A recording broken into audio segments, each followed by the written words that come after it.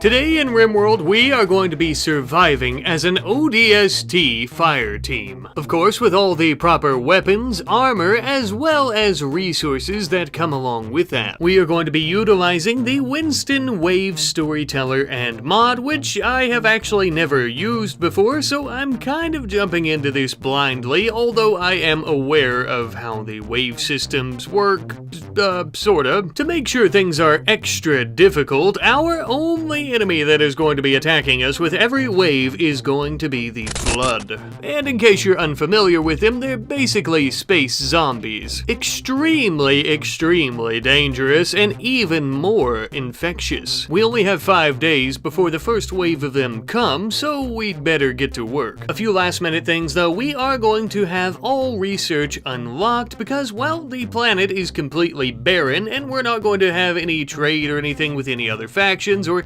any other factions coming onto the map that could help us with raids on occasion, things like that, so it kind of felt fair that we would at least know how to make everything. To begin, we are going to be building some steel armored walls and steel armored embrasures for our first line of defense, as well as a steel blast door. These obviously cost much more in terms of resources, but they are also much stronger. As you could probably guess, as with most extremely safe and fortified bases in RimWorld, we are going to be digging inside a small mountain for our little fortified home here. It's possible that this may become our home sweet home, or it may very well become our tomb. Boosting our defenses immediately, we built a solar powered generator. That way we could go about powering 2 military style turrets. Toss in a battery for backup power just in case they come at night, and I'm already feeling pretty confident about the first wave already. We had a rabid snow hare attempt to attack us, but we blasted it in the face with a shotgun, and things were a-okay. And in our final hours just before the wave, we were prepping ourselves for the worst to come. We had a hound form, a carrier form, and 2 infection forms. The infection forms are the most dangerous in melee combat, as if they were to scratch our skin, we could easily end up becoming infected. Thanks to our turrets and our embrasures, that was a non-issue. After killing the hound form and the infection forms, we went out to finish off the carrier, and, well, we were done, shockingly. We apparently get to pick out a reward after every successful raid that we survive, which was pretty cool. So this time I decided to go with weapons, as I thought that would be the most useful. We received a gravity hammer, a sniper rifle, and a plasma rifle, which was perfect because plasma weaponry works great against the Flood since they are susceptible to fire. We were also butchering the hound forms and other forms that we could of the Flood because it would give us spores, which were actually worth a pretty penny.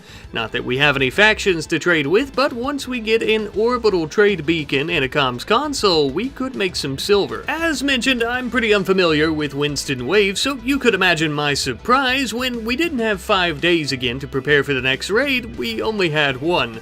We need to get to work. We would expend some of our resources to go about building 2 more military-style turrets, as they came in very handy with the first wave. But defense is one thing. Ensuring that we don't have our soldiers having mental breaks and going crazy on this barren planet is another. So we need to ensure that we're actually giving them proper bedrooms and what have you in our mountain. And with that, wave 2 was underway. Although the attack was a bit underwhelming, if I can be honest with you.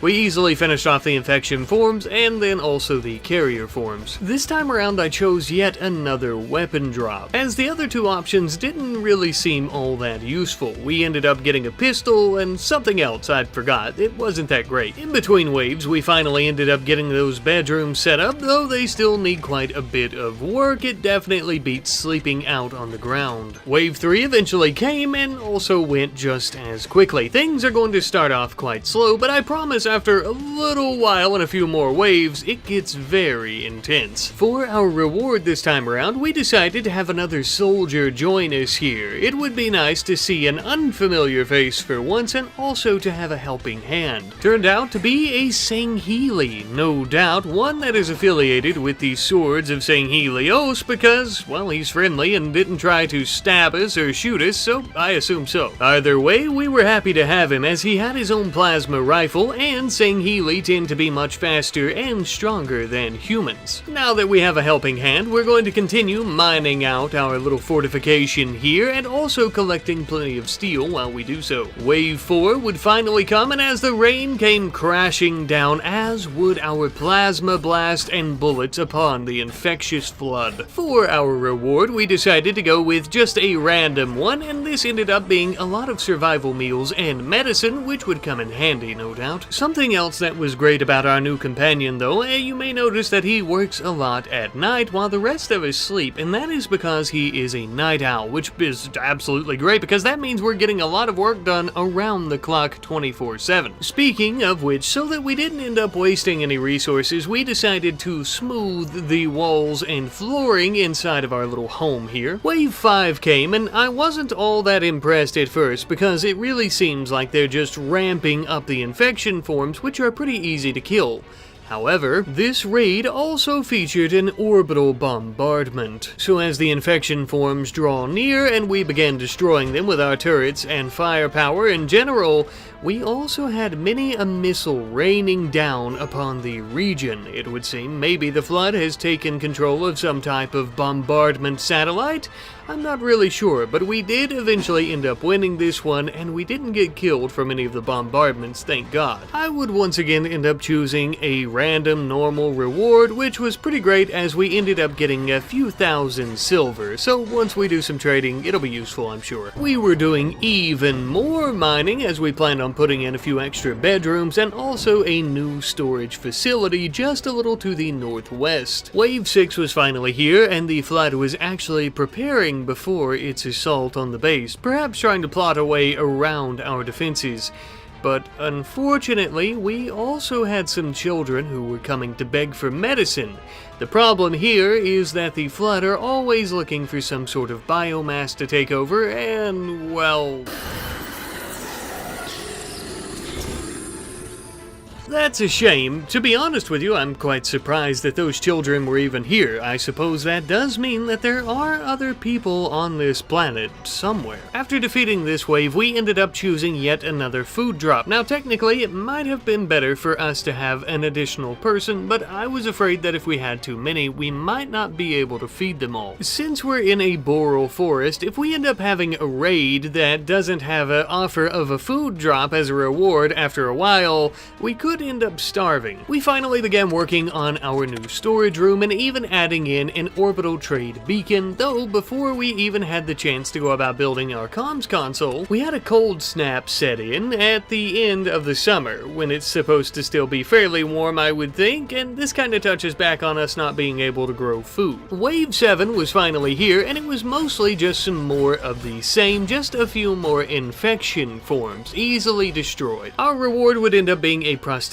drop. Now, if the flood were to attack us, we're basically going to become infected, most likely, and turn into one, and there's no real way to replace an arm or anything that gets bitten fast enough, but we may be able to install a pain stopper or joy wire or something useful like that. We would eventually get that comms console finished up, and we were not doing so great on power. All these new machines and our heaters are sucking up a lot of electricity, which realistically I wouldn't mind, but we have Wave 8 coming right for us with many infection forms, and since we're having some power issues, this does mean that our turrets are going to be a little bit spotty at best. Once this raid was finally finished up, the next order of business was going to be collecting a random good reward instead of a random normal reward. So, as you might imagine, I was quite tickled to think of such a higher quality reward. Well, it was honor, which is absolutely useless because there's no empire on this planet.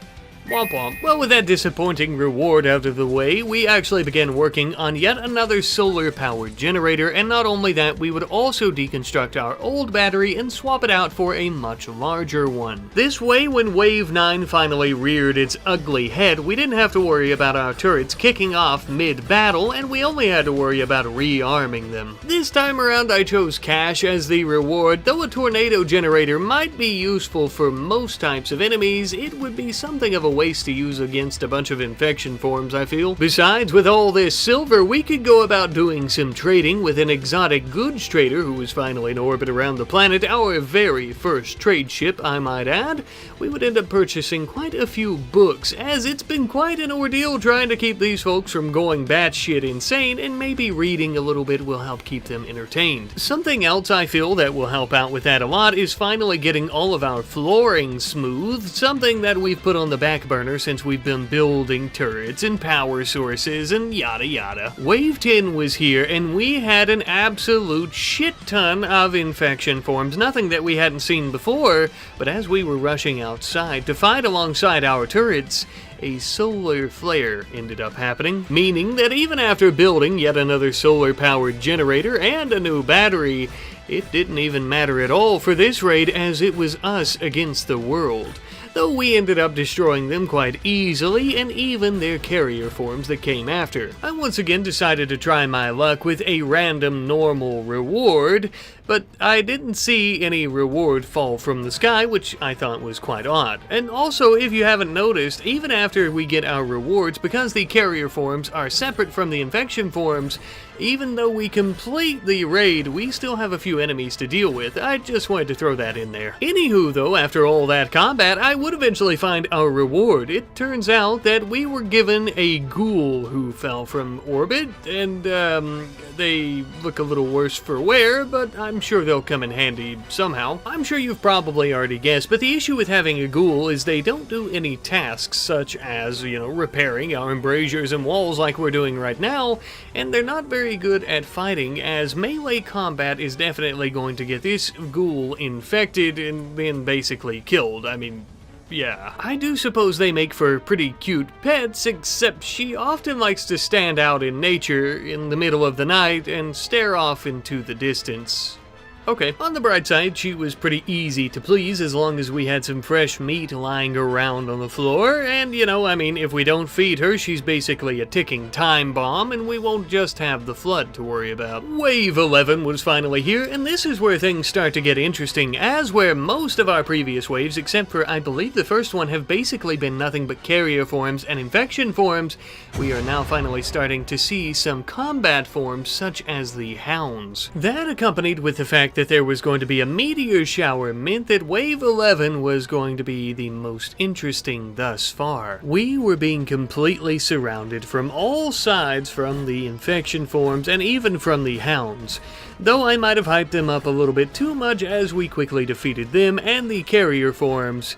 But this was simply foreshadowing for what was to come. I chose yet another food drop just to make sure we had a great big stockpile of it. Before Wave 12, I was noticing that some of the infected could end up taking cover behind some of the ancient debris and ruins in the area, so we went out and began destroying these old cars and stuff to ensure that that doesn't happen. And our pet ghoul went around and started cleaning up corpses by snacking on them. That's a good girl. Since we knew that she could eat these corpses and their rotted meat to sustain her own life, and of course we could butcher them for the spores to go about selling, we decided that we were actually going to build ourselves something of a freezer here to make sure that they don't rot too quickly. However, Wave 12 was finally here, and as you can see, it was gigantic. I was a bit confused as to why there were so many infected this time around, but apparently this is what's known as double trouble, meaning that there's twice as many enemies. But it wasn't just how many there were. There were new forms that we had yet to see, such as the stalker forms, which can become a ranged form. However, this does turn them into something of a turret, and even though they can attack from a distance, once they do it, it doesn't seem that they can maintain this form for very long, and since they were preparing before their attack,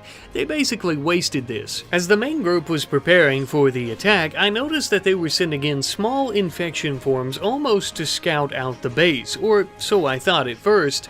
But after a few of these, I noticed that our turrets were completely running dry on bullets. It seems that they knew exactly what they were doing, and we had been outsmarted by the parasite. Now, without our turrets, the only thing standing between us and this absolute onslaught of flood was going to be our own handheld weapons.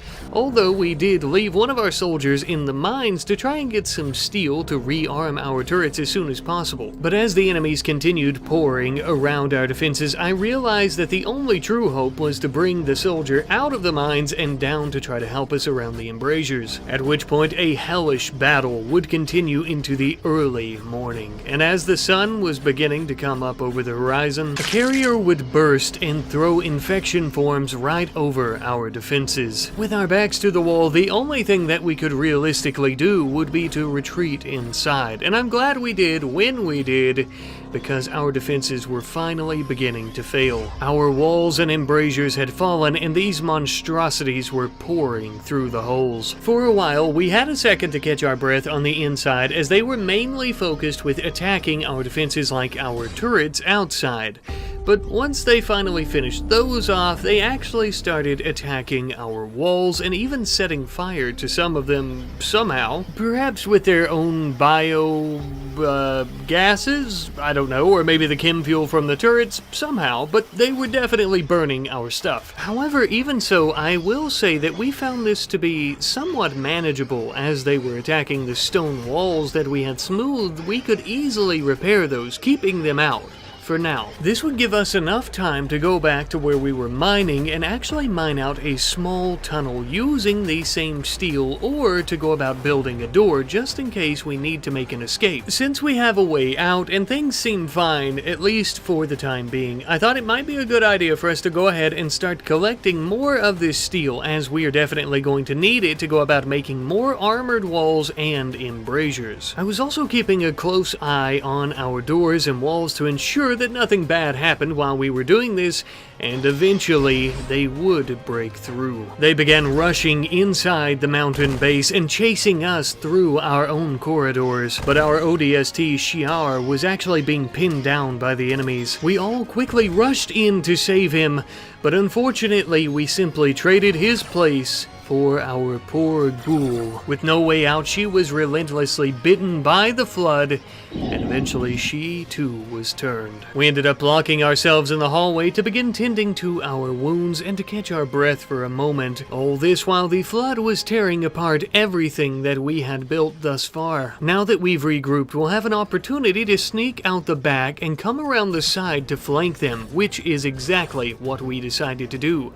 Now that there's some proper distance between us and these infection forms, there's very little chance of them getting close enough to us to actually infect us. Eventually, after many barrages of bullets and plasma, they were defeated. Realistically, none of the options were all that great for a reward, except for maybe the Psychic Soothe, but I thought that we might need steel a bit more, especially given the fact that everything we've built has been destroyed. Not to worry, I realize that the situation looks a bit grim, and of course we have lost our trusty ghoul, but we'll get back on our feet, I'm sure of it. Using much of the steel that we had already mined, as well as what we got with our reward for completing Wave 12, we finally threw together something of an acceptable defense to replace the previous one.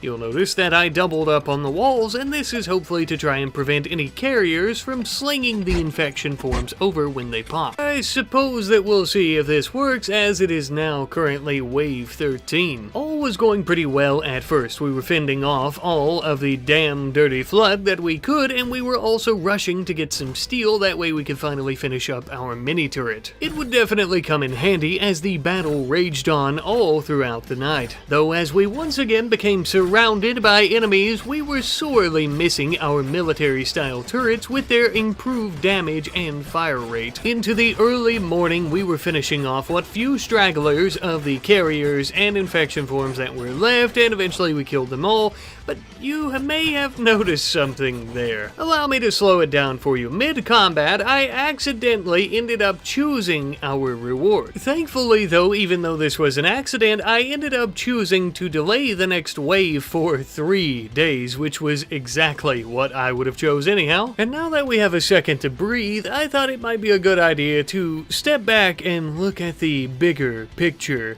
Things are pretty rough at the moment, but we are rebuilding, and not only do we plan to survive here, but we plan on thriving here. Within the next 3 days before the next wave of flood come our way, we are going to rebuild this base bigger and better. Starting off with some more armored steel walls that are actually going to be doubled up, just as our embrasures, for the exact same reasons. Harder to penetrate and also harder to throw the infection forms over them. Next up, we are going to be fixing the interior portion of our little base with some proper bedrooms once more, as well as a place to cook, along with a butcher table inside a little freezer, as we had planned on doing before. We would also end up building a smelter in our cave system here. Since we keep getting drop pods with our rewards, that also means that we're getting plenty of steel slag chunks, and this will help us make our steel in total last as long as possible. And with that steel, we would end up building some barbed wire around our embrasures. Since the infection forms and other forms get very close during these raids,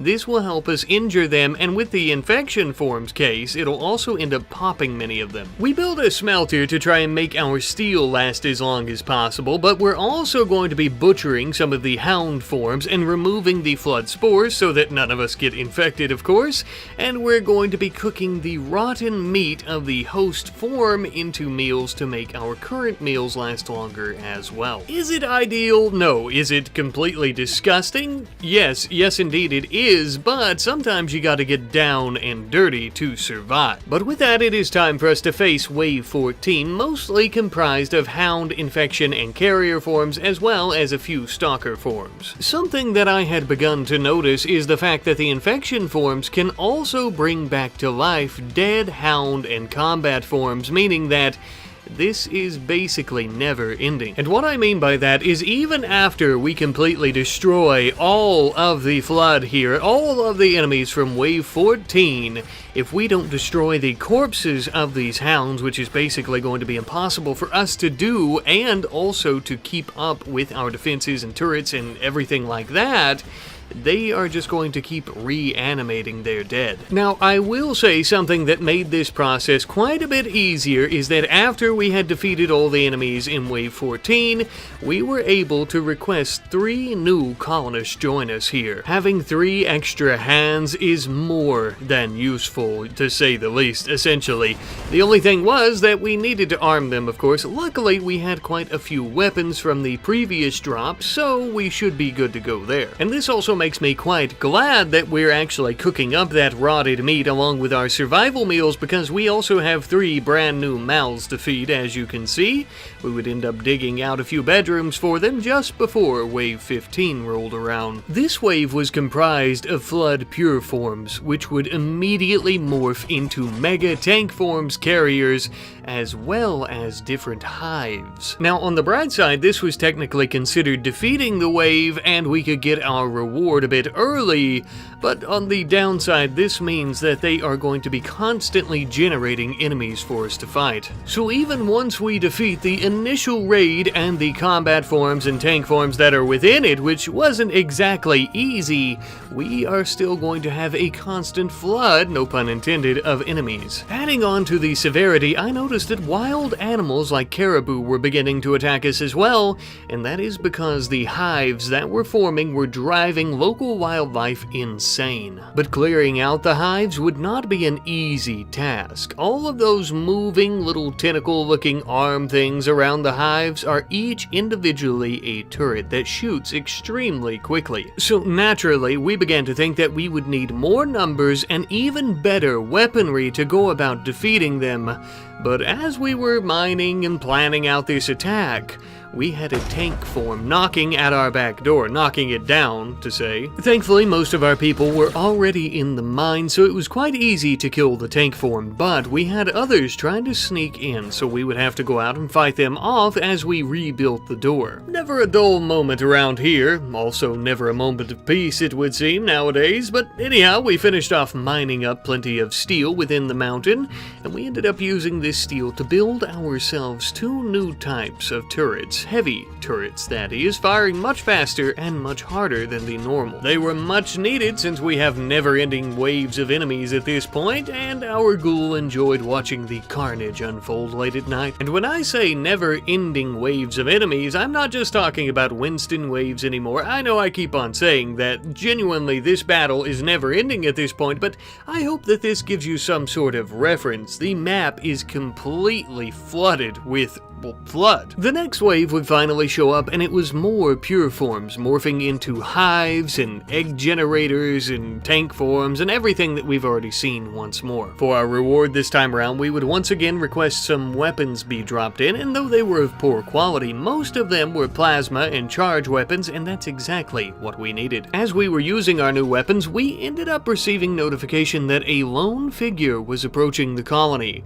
We decided to approach and try to save him before he was consumed alive. He was apparently some type of genius, a scientist of sorts. Well, one, we could definitely use someone with knowledge in different fields like this, and also we couldn't just leave him out here because he's almost definitely going to be infected or die. Welcome aboard, Doc. We'll be happy to have your services. Speaking of which, we would have the doctor here immediately begin helping us cleanse out one of these damn dirty hive infestations. This would be a battle of epic proportions as we were mowing down hordes of the flood, trying to make our way to the hive in the south part of the map. The only issue being, though, is that we were getting overwhelmed, and because of their turrets, we could barely do anything to try to stop them. We would have to try to flee, at least for the time being. As we were fleeing, though, our colonist Tiffy was getting pinned down by the infection forms, and eventually she too would join them. We ended up putting her out of her misery, though. Our mission to try and destroy these hives was a complete and utter failure. We would rush back to our base and lock the doors behind us. It would seem that we're going to need a lot more manpower and firepower before we can even attempt to try to stop these hives again. Otherwise, we'll be joining Tiffy a lot sooner than we would like. I'm not going to lie to you, things are looking a little bit more bleak nowadays, especially once Wave 17 arrived, and I noticed that there were combat forms, actual combat forms, in a humanoid shape, carrying plasma weapons, human weapons, and, well, I'm gonna be honest with you, I think we're dead. But even if there is a slim chance of survival, we are going to take it. We are completely out of steel, meaning that our turrets are going to be basically useless during this battle, and also we would have to resort to using silver to build our defenses. We already had many infection forms trying to tear through into our base. The only option to try to distract them would be for us to run outside of our defenses, and their hive mind would pick up on the fact that we were not inside and begin chasing us down. The only problem with this, the combat forms were well aware that we were coming out and immediately began attacking us. Once we ran back inside, they began turning around. It would seem they know exactly what they're doing, and they have us pinned down right where they want us. Later on into the night, the true battle would begin. Endless waves of the flood were coming straight for us.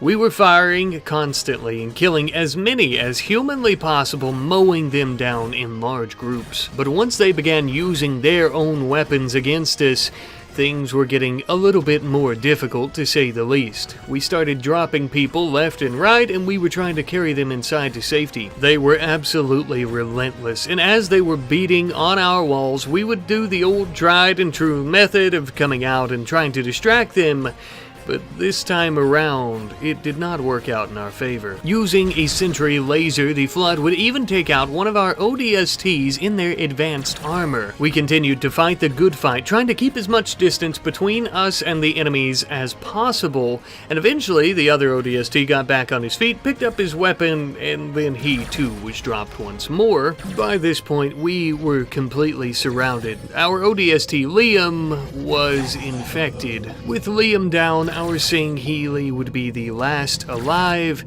and he too was surrounded and infected, I'm afraid. Now, technically, I should say some of the other members, such as Bogdan, our doctor, was still alive, as well as our other ODST. They were both just, bleeding out on the icy, frozen ground. And eventually, I did see that they tried to get back up, and they were both turned into Flood-infected combat forms. So, I think it's safe to say that we may have lost this one, unfortunately, but perhaps the victory is the friends that we made along the way? I don't know. Thanks for watching. Bye.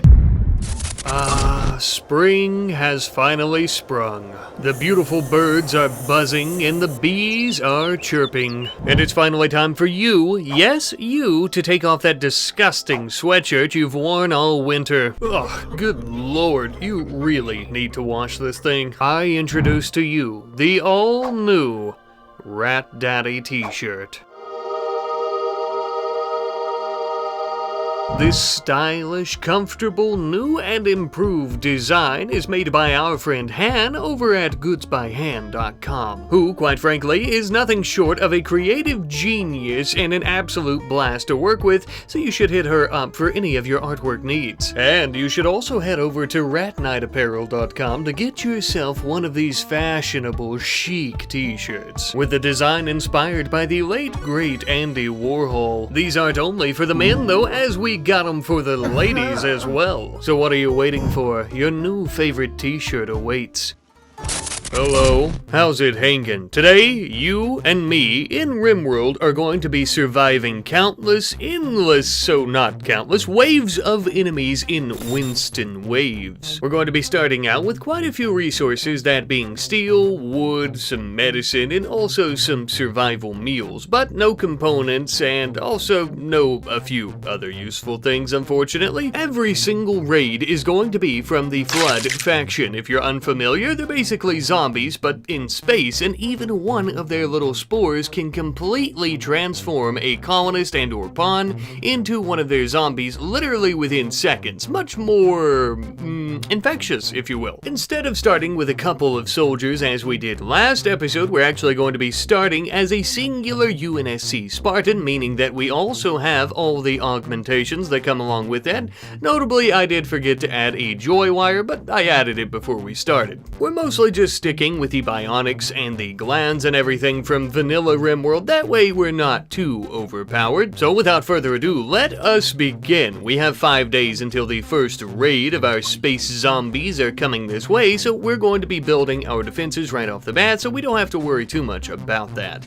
We're going to be building some steel armored embrasures, walls, and even a door. As mentioned previously, one of the downsides to this start is not having any components, and we really don't have all that much steel, so we would have to do some mining. That way we could get these resources to go about building a battery as well as a solar powered generator, which I think is going to be more than efficient for our first type of power generation, assuming we make it far enough to have another. For the last few days just before our very first wave of enemies, we were digging out underneath the mountain. You may notice that I'm also kind of digging a shape around our current defensive area, and the reason is we are going to have a backup defensive area in case the first were to fall. But more on that later. As for right now, it would seem that we have our very first wave. Although it's just mostly infection form, so hardly anything to worry about. It also seems that they're going to be preparing for a while before attacking, so I think we should have enough time to continue some mining for a little bit. In case you didn't watch the last video, I should mention that these tend to start out pretty slow, giving us a lot of time to prepare, and then they start hitting us like a damn freight freight train, so, you know, it might be a little slow to begin here. That being said, though, it would appear that our very first raid has truly begun. The infection forms would approach our armored walls, and they just kind of scratched at them until we eventually popped them all. For our first reward, we're going to choose an orbital bombardment targeter. Now, I realize I probably should start trying to get as many colonists as possible, but in the last video, we noticed that the flood started some gigantic-ass hives around the map, and we couldn't take them out. So if that were to happen again, I think a targeter is going to be more useful. Thankfully, the cleanup was quite easy. We just started repairing some of our walls before going out and deconstructing some ship chunks. That way we have more resources. We would use these components and the steel to build ourselves 2 little mini turrets. These are not colonists, of course, but they will be able to help us shoot some of these infection forms, making it quite easy to beat the second raid. However, as the second raid was ongoing and we were shooting our enemies and popping them and killing them and yada yada yada, I did notice that one of the carrier forms had come to the door, and yet our turrets were not killing it.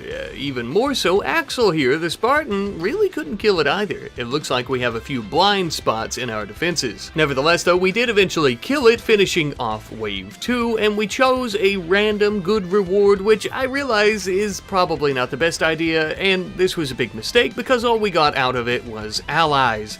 And the problem there is that we don't have any other factions on the map, just us and the Flood, so we get nothing. Not much we can do about that, but something we can do is fix the blind spots in our defenses, and we're going to be removing the walls that are getting in the way and replacing them with embrasures properly. We're also going out and hunting down the hounds of the Flood. Now, another issue that was mentioned in the last video, but just in case, is that the Flood will actually reanimate corpses around the map before attacking, making it so that even after the raid is complete, we still have quite a few enemies that could infect us and or kill us. Speaking of which, we have wave 3 finally coming our way, which also not too hard, especially given that we have our turrets with us this time around as well, just as with wave 2 of course, but whatever, we won. After completely botching the last reward choice, I decided to choose this time around that we get a colonist who joins us, and this is in the form of someone by the name of Shorty, a civilian with a beer and a pistol. Welcome aboard, madam. I look forward to surviving and eventually dying and succumbing to an infectious flood in our brains and becoming part of their hive mind together.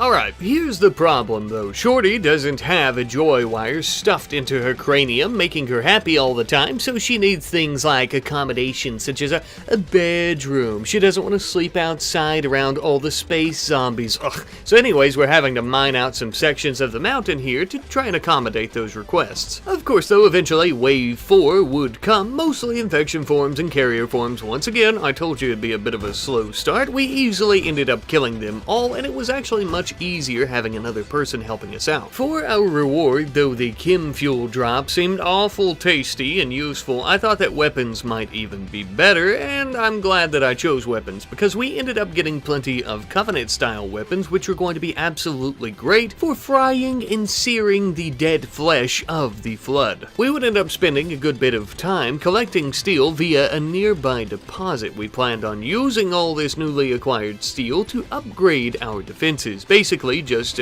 doubling up on our walls and embrasures. Though the infection forms are quite weak, you'll notice they don't do all that much damage. The combat forms that they can create and that can come later on with the later waves, I suppose you could say, are much stronger, and also the carrier forms, if they get too close to a singular wall and explode, can end up throwing infection forms over. That way, you know, of course we want these to be as thick as possible, so that doesn't happen. For the reward, we would once again choose yet another colonist to try and rack up as many able bodies as we could, realistically. This person also ended up landing with 2 pistols, which may come in very handy, I would think. We were happy to have Arison aboard, especially with her own weapons that she brought, and we would even go about making her a proper bedroom so that she doesn't have a mental break and go crazy. But the issue lies with the fact that we now have more mouths to feed, so we're going to need to start collecting more wild berries and doing more hunting. Luckily, we can actually eat some of the forms of the flood. Of course, we just have to eat the rotten meat, which doesn't taste all that good, but it will keep us alive, and as long as we don't eat these spores, we shouldn't transform into horrifying monsters. At one point, though, we ended up having a planet-bound shuttle crashing nearby, no doubt attacked by the flood in some way, shape, or form, or maybe just a malfunction with the ship's computer, I don't know, but we now have a bunch of civilians lying out on the ground about to bleed to death, or even worse, be transformed into zombies. So naturally, the right and moral thing for us to do would be to tend to their wounds and rescue them. We weren't going to capture them, that way we wouldn't have to feed them if they did decide to leave, but if they decided to stay, at least we'd have some able bodies again. Well, as we began putting up some barbed wire around our defenses in an attempt to try to pop the infection forms once they stepped on it, and once the wave finally began once more, we had Luxembourg end up joining us, which I guess actually makes sense that they would join us because where else are they going to go? We slapped a needler in her hand and sent her to the front line. Welcome aboard, Luxembourg. She would unfortunately have to witness the flood begin reanimating her dead companions who were laying out by the ship chunks who we forgot to burn or destroy their bodies. Not that we would have all that much time to grieve, as we had the wave coming right for us and we would have to try to finish them off first before we could even think about being sad, which we did. For the reward this time around, I went with another random normal reward. I know, Rat Daddy, you were just complaining earlier about doing this, and yes, I'll probably complain now too, but I didn't need any wood and I didn't want to weaken the wave because right now they're pretty weak anyhow. That would be something I'd like to have later on, most likely. But anyhow, we ended up having a silver meteorite landing nearby. I guess it'll be good if we want to trade with someone, maybe the Orbital Traders Hub? I don't know. We're now beginning to use a significant portion of our steel every raid to rearm our turrets, and this is only going to be an issue that continues to persist. Regardless of the circumstances though, Axel decided to throw a party, no doubt to try to cheer everyone up of their surroundings and the empty planet full of zombies and themselves, and just to boost morale a little bit. Everyone, I guess, seemed to enjoy it. As I'm sure you probably would have guessed, Ray ended up joining us not too long after that as well, so now with our new spacemen a part of our team, we are 5 people strong, significantly boosting our fighting capacity, but not only that, also our working capacity, and that's exactly why we decided to start working on our secondary defensive line. As mentioned a bit earlier, we're mining out some of these portions in this little hallway and replacing them with embrasures. Just in time for Wave 7, I might add, not that we planned on using those secondary defenses at the moment. Once again, those are only going to be if maybe we have too many people overcrowding and we need people to stand back in there, or also, of course, if our first line were to fall. For our reward, we had an excellent reward choice, with that being 5 new colonists joining us. So, of course, we chose this, but they never joined us. I'm not sure what happened here or why nobody joined us after choosing this reward, but it's still just us. Okay, not that we had enough room for them at the moment anyhow, we still had to dig out quite a few rooms for our current group of colonists, which is exactly what we ended up doing just before Wave 8 came around. The flood would once again arrive and come to try to kill us, and this was about to be business as per usual, but Ariston actually ended up having a mental break and wandered outside our armored walls. We had to rush out and arrest her before she died and also got the rest of us killed by letting the infection forms in. With the wave complete, we would once again get to choose a reward, this time around it being yet another colonist. This colonist actually ended up appearing by the name of Baka, I believe it is. Now, of course, with all these mouths to feed, the hunting in the area is going to start to dwindle as we kill more and more wild animals, so we need to start growing our own food. We made a small little patch around our defenses to grow some rice, and using plenty of wood from the nearby forest, we would also end up building everyone some proper bedrooms with some end tables and beds, and we'll continue to upgrade these when we can. But Wave 9 has finally arrived, and things are actually beginning to ramp up a little bit.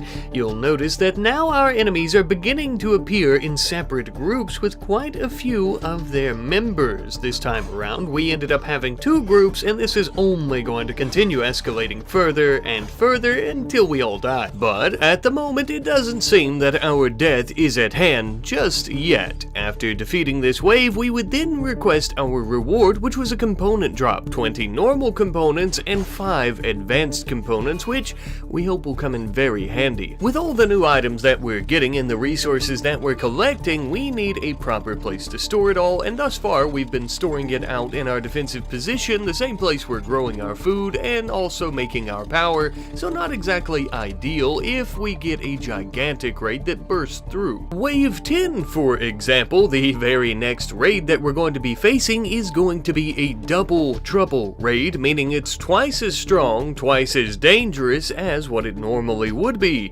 So this is a pretty good candidate for that. Because of this, we would also expend some of the components that we've gotten from our reward last time to make some heavy-duty turrets. But don't look now, because Wave 10 is on its merry little way towards our base. And I'm sure you've already noticed, but we have a substantial more amount of enemies in terms of the infection forms, hound forms, and even their stalker and carrier forms. Thanks to the amount of men that we have, as well as our new turrets and old turrets, this raid wasn't all that difficult, or at least not near as difficult as we initially thought it would be. Once we took out the carrier forms, we had actually won. For our victory reward, we decided to take 5 healer mech serums. Even though I would like some weapons or maybe some food, this seemed like the best option that we could use in a pinch. Now then, even though the raid is over, it's not truly over. As I've mentioned multiple times, they have been reanimating their corpses across the entire region,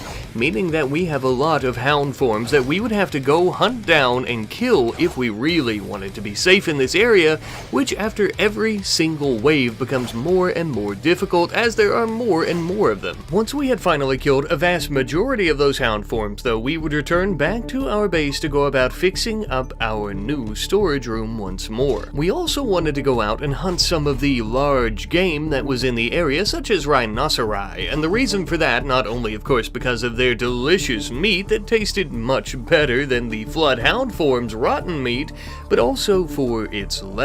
I'm sure you've already seen, but a handful of our members are completely nude, and a few others are just missing a few things like pants or a shirt, and thus we decided to use these leathers to go about making some proper clothing for them, as the flood forms don't actually give us any leathers since they're rotten corpses. Wave 11 was finally here, and along with it would come an orbital bombardment that would plague the entirety of the region. The hive mind of the flood has connections in low places, or in this case high places, as this is most likely some type of station or satellite bombarding the area. During this time, our battery caught on fire due to the fact that, well, I forgot and left it outside in the rain, which was a little bit of a problem because we don't have any sunlight and it was the only thing keeping our turrets on. After taking the battery inside though, out of the rain, everything was all hunky-dory, except for all the flood coming up to our embrasures, but eventually we would end up finishing them off. And as for our reward, I decided to choose some chem fuel, as it was the only thing that I really thought would be useful given the scenario. Now, if you didn't see the last video where we done this exact same thing with this same modulus as ODSTs and a couple of civilians, you'll know that we had ghouls and stuff like that as well, but they were basically useless because melee combat against the flood ends up in infections, thus as to why they're useless as rewards. And so I assume it would be the exact same thing with shamblers too. Unfortunately, even though we had defeated the last wave, the orbital bombardment of the region would still go on for a long period of time, which wasn't exactly ideal because it was time for us to go out and start hunting down the leftover infection and hound forms before our map becomes completely populated with nothing but them. We ended up reducing their numbers quite a bit, but after all the orbital bombardments had finally stopped, we had some pretty massive forest fires, which were kinda keeping us from running all over the map and finishing off what was left. Plus, we needed to focus on prepping for the next wave. Speaking of which, Wave 12 has finally arrived, and thankfully there is no double trouble yet again, meaning that we would be able to finish off the hound, infection, and carrier forms quite easily, I would think.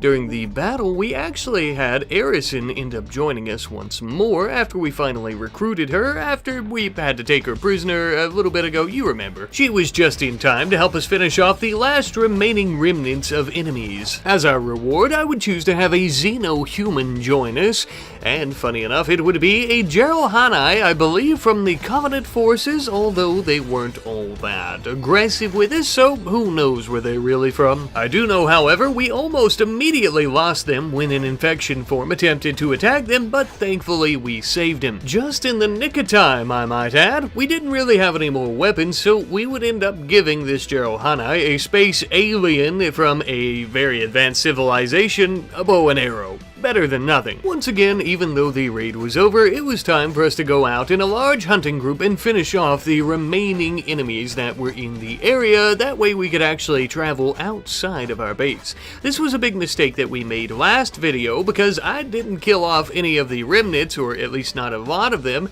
and thus we could barely even leave our home. In an attempt to try to keep the infection forms from resurrecting all of their dead colleagues, we would butcher as many as humanly possible. During this time, we also had a cluster of cargo pods carrying weapons drop nearby, and it appeared to be a standard issue UNSC SMG, which we ended up giving to our new brute companion. Wave 13 had finally arrived, and it was during this time that we realized just how ineffectively we were at butchering all of the dead hound forms as they were getting resurrected constantly. In our defense, though, there were far too many to butcher in such a short amount of time. What few that we did manage to butcher, though, it would help out quite a bit, as those would not be resurrected to attack us with the main forces from the wave, making it much easier to fend them off and eventually win the day once more. This time around for our reward, I once again chose Chemfuel. Now, an orbital beam targeter would be absolutely amazing, but I would like to build some vehicles at some point, so I need to stock up on fuel. I then began experiencing some issues with the resurrected forms even after the raid once more. I know I'm a broken record at this point, but it was actually becoming a much larger issue. Not only that, but also the fact that we were starting to have quite a few mental breaks. We started having some power issues as well, so I decided to build a much larger battery. After I got this done, though, we ended up having Shorty, who was being absolutely mutilated by hound forms nearby. Thankfully, she would end up surviving the beating, and we would come out to attempt to rescue her. During this time, I realized that this very well may have been a plan from the start by the hive mind of the Flood to try and draw the rest of us out, because as we came to try and tend to Shorty, more and more would come to try and attack us. Luckily though, when she was back up on her feet, we would manage to get everyone back home safely. Now, back to our little power issue. Even with a larger battery, it would seem that we're going to need some additional electricity pumped into it to charge it, as you might imagine, so we ended up building a wood-fired generator. Not only will this serve as some additional power for all of our turrets and what have you, but this will also be perfect for emergency backup power if something were to go wrong, like us getting absolutely stomped. Speaking of getting absolutely stomped, Wave 14 has finally arrived, and along with him they have brought some actual combat forms carrying weapons. Not only that, but they also have quite a few tank forms along with them as well. I told you things would start ramping up, didn't I? The combat forms were the first to approach, and they immediately began firing at us, instantly killing 2 of our members. The rest of us instantly began to try to retreat to the inner section to finish off the combat forms. Ray and Baka were basically instantly killed by a rocket fired off, and Luxembourg damn near died herself. This is obviously 100% my fault, and I feel really stupid and really bad for letting it happen.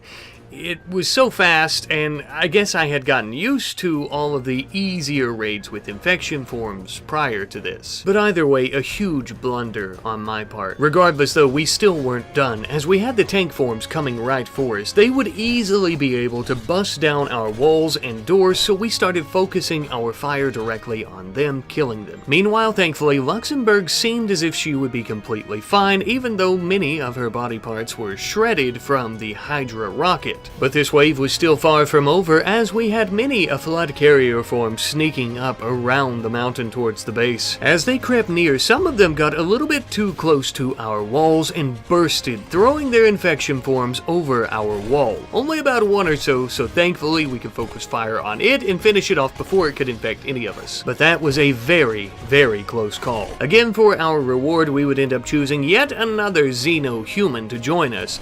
This time around it was an Impid, but unfortunately the area outside the base was absolutely crawling with infected and hound forms, and they started chasing down our new companion. The problem is, not only are they very powerful, but they are extremely fast as well, and there was no way for me to get our Impid friend here away from them, and eventually he too was infected. Yet another major L for the boys back home. Even with the raid over with, we couldn't even bury our dead in peace because we were constantly being hounded, no pun intended, by the flood hound forms who were constantly attempting to murder us and or infect us. Indeed, the circumstances around here are starting to become quite dire. Things are becoming much more difficult than they were before. With every single new wave, not only do we face down more and more enemies, but new types of enemies as well, which are much better at countering our defenses that we currently have. So we're going to need to change things up quite a bit. If we have any chance of surviving at all, that is. But since Wave 15 is going to be yet another double trouble raid, I think our chances of survival may have just dropped significantly. But not only is survival the goal and a necessity, it is also, well, our only option. Other than just completely dying, of course. But only time shall tell how we handle the raids and waves that are coming our way. Will we build a base and civilization here that will stand the test of time? Probably not, but I would like to at least survive until wave 30, maybe 100. We'll see. See you later.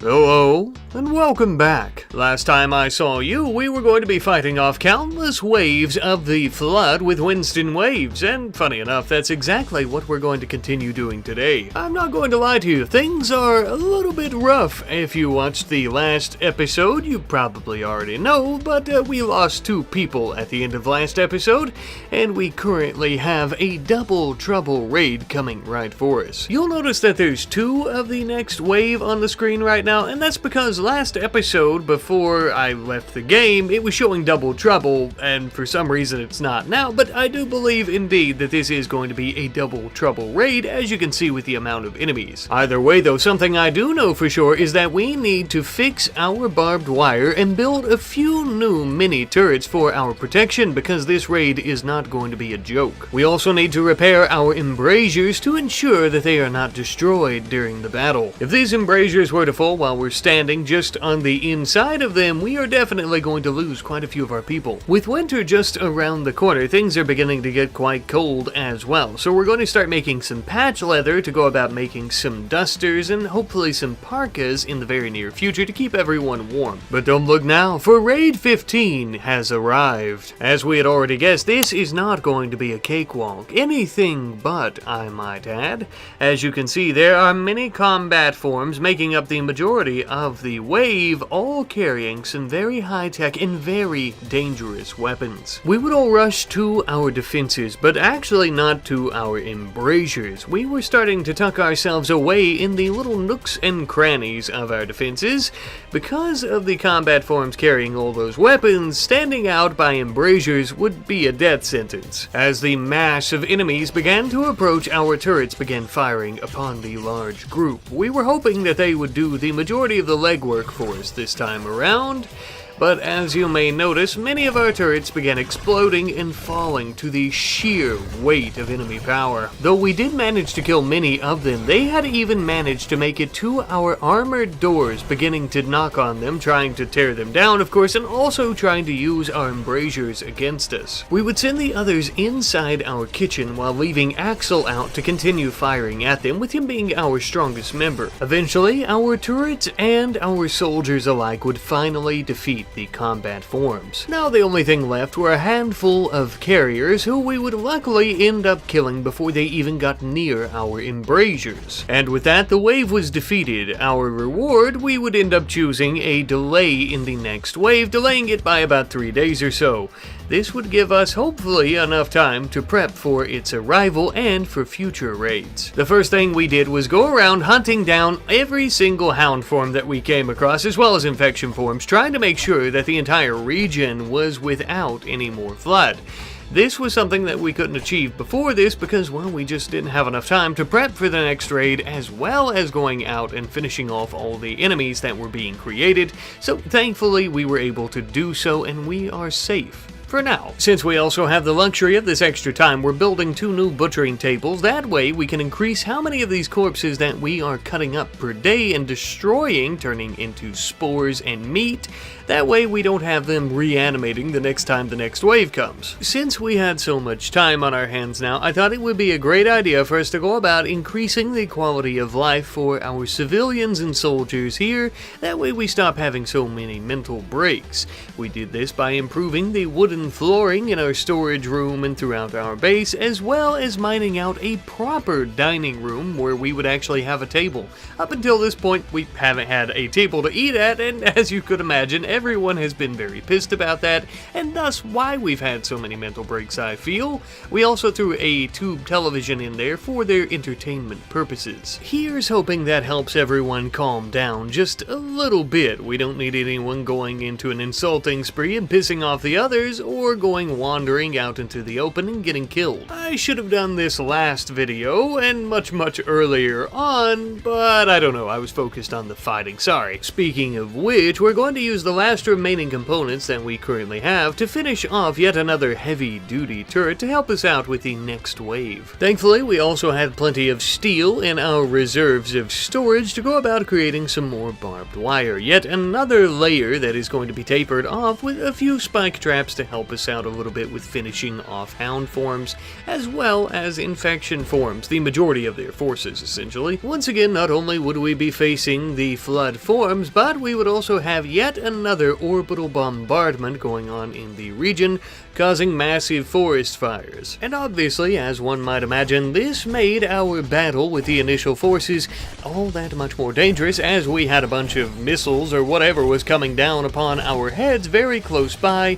There was always the risk of one falling right in our defensive area. However, it wasn't all bad though, since there were some pretty large forest fires when the carrier forms were pathing up towards our base. Some of them caught on fire and exploded, making it a little bit easier and more tolerable. For our reward, I would end up choosing a mini turret drop. Now, initially, I wanted to do this because I was thinking we would save on our steel as we planned on making more barbed wire and stuff, but now thinking back on it, I kinda wish I would have went with the components because we could have built these turrets and had more components to spare, but whatever. But regardless of my somewhat poor decision making, I decided to go ahead and install these turrets in our secondary defensive perimeter. Reason being, I think having them farther away from the first line of defense will make it harder for them to be destroyed by combat forms.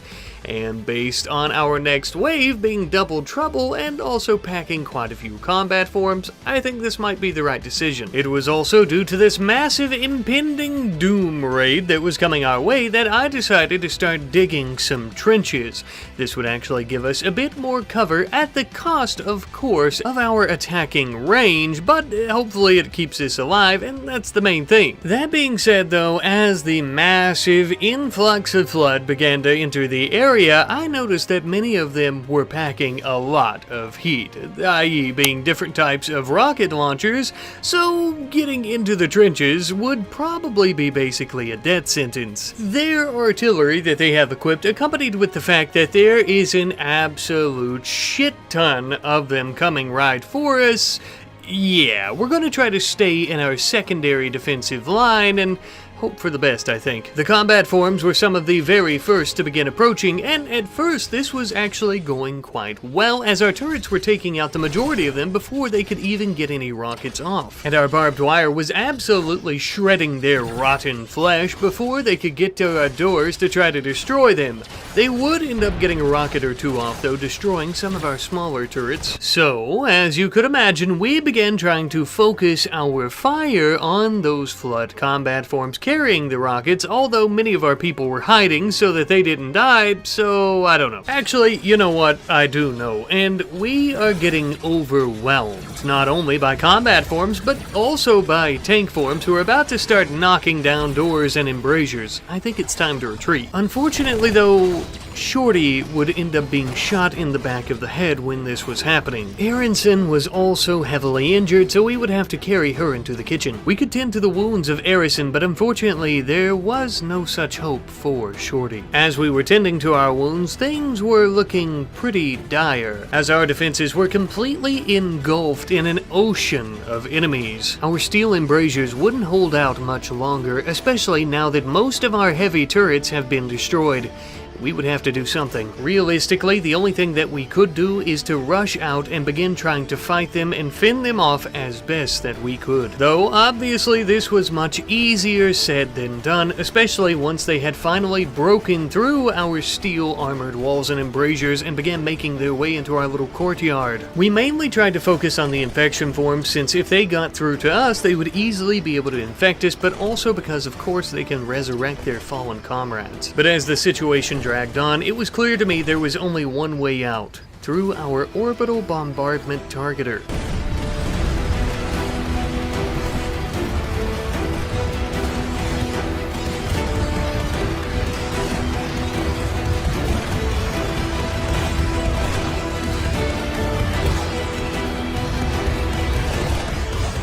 Thanks to the bombardment targeter, the majority of the flood had been killed and or immobilized, and now it was time for us to begin finishing off what remained. Now that that's taken care of, for our reward, I decided to choose to have a colonist join us, especially since our numbers are much lower now with the recent death of Shorty. A gentleman by the name of Garrett would land a few miles away from the base and immediately get chased by the flood hounds in the area, an issue that is all too frequent when fighting the flood, unfortunately. But back home, we were fighting off many hounds ourselves in an attempt to try to get out to Garrett to keep him safe. Eventually, we would make our way towards him, killing off the rotten mongrels, quite literally, that were chasing him down. Needless to say, he was quite happy that he was safe and sound now and wasn't part of a galactic or intergalactic hive mind of space zombies. We had Arison take him inside to find some clothing before he starts to freeze to death out in these temperatures. It all seemed to be a little bit too much for our brute companion Lackey, who immediately had a mental break out here in the field and just started wandering around aimlessly. Now, unfortunately, regardless of everything that we've went through thus far, including that raid almost completely taking us out,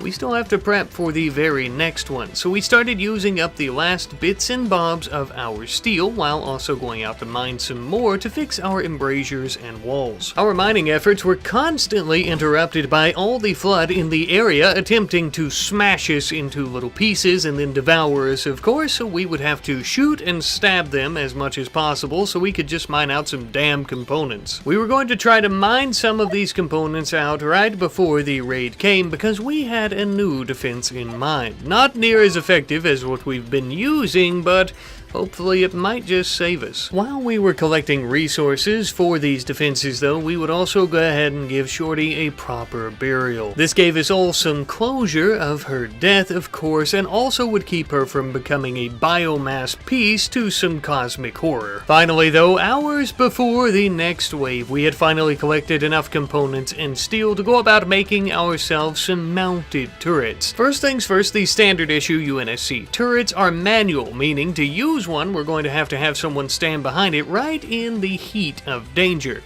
And two, I would have built them sooner, but I didn't see them under the security tab because they have their own. My bad. Before the raid, I was trying to use our healer mech serum to go ahead and heal some of the wounds that Arison had. I didn't realize that these also only heal one wound per use, so that's not great. Even more so is the fact that the raid has finally arrived and is mostly comprised of combat forms wielding some very powerful plasma weaponry. As they began to approach, we began unloading our brand new UNSC turrets into them as much as we could, but we were getting absolutely pounded with plasma and other bullets, and it wasn't exactly going well. We were attempting to retreat inside into the kitchen away from all the danger and the explosions and the death, but even inside here, I'm afraid it won't be much longer before the death comes to find us. It was at this point that I realized this was our last wave. Now, we could tuck tail and try to let them kill us, or we could go out in a blaze of glory and do everything we could to kill as many of them as possible. Since we had plenty of unused chem fuel sitting in our storage room, we decided to put it to good use and set a trap. As they entered the base, we shot the chem fuel, igniting it, creating a gigantic blaze that would quickly consume our kitchen, burning all the wooden floorboards that we've been building throughout this video, and more importantly, setting all the filthy damn flood afire as well. We could hear their disgusting squeals as they were rushing in and out of the flaming base. It brought us great joy. Now, initially, it was getting very, very hot in the base, and I was thinking that I might be able to try to mine my way out, but the superheated air was definitely going to fry us before we'd have a chance to do that. And even if we did escape, there's not really anywhere that we could go that the flood wouldn't be. We couldn't take on what was left of them even if we wanted to. So it was time for us to make the ultimate sacrifice. And with that, my friends, we have officially lost, unfortunately. Although we made it much farther this time around than in our initial attempt, I suppose we could call it. I hope nobody's too upset that I'm getting completely creamed by all the flood and whatnot. This is more of a learning experience for me, and I'm just kind of practicing with Winston waves with an incredibly difficult enemy that adds a lot of new issues that I have to deal with, such as being able to resurrect their own dead on the map and infect people with a simple scratch to the skin and things like that, in the hopes that eventually we may end up doing a series, or we might do a super long video or something, a 100 days video. I'm sure you guys might have some ideas on that, and I'm sure I will as well. But regardless, either way, I hope you have enjoyed, and I love you guys. I'll see you later. Goodbye. Today in RimWorld, as a trio of the UNSC's finest Marines stranded on an alien planet, we are going to be surviving endless, countless waves of hordes of enemies through Winston waves, baby. Now, for our first wave, we are going to be fighting the Flood. If you watched a few of my other attempts through these videos, I have always been fighting the Flood. Now, our first wave is going to be the same.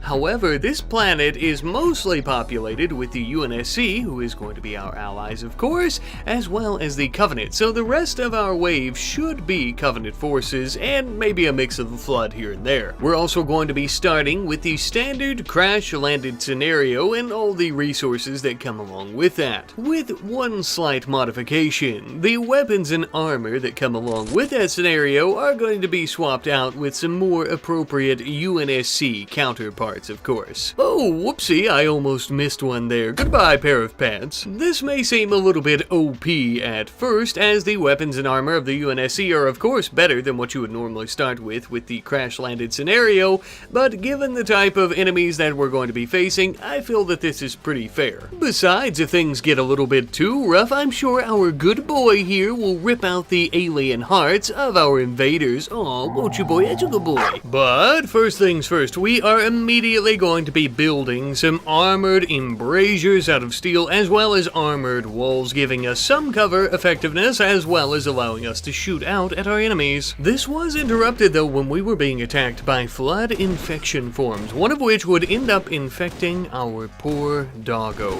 killing her damn near instantly, but not turning her, surprisingly.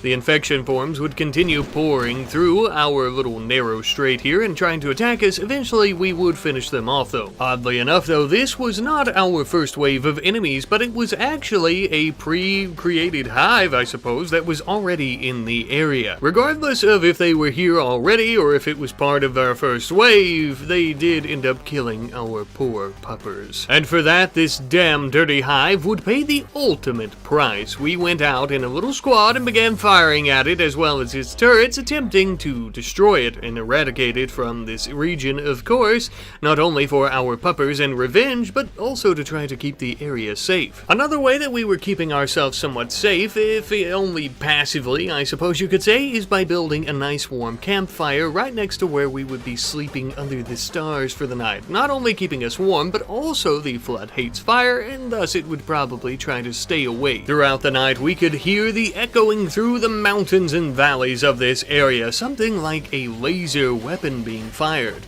Upon closer inspection, it would seem that a Forerunner Sentinel was here and was actually killing off all of the flood. This would have been incredibly useful in the last few videos where we've only been fighting the flood, but I guess it would have made things too easy as well. There is a production area or something like that, I suppose, where these are actually being produced, more and more Sentinels as the flood kills them and as they kill the flood. So that should help us out quite a bit. That doesn't mean, though, that the flood still won't be an issue, but it does mean that they should go around the region killing what's left over after each raid where we fight the flood, so that's pretty great. Nevertheless, though, we would still need to continue our defenses, as we're not only going to be fighting the flood, we're most likely going to be fighting the Covenant as the majority of the enemy forces, of course.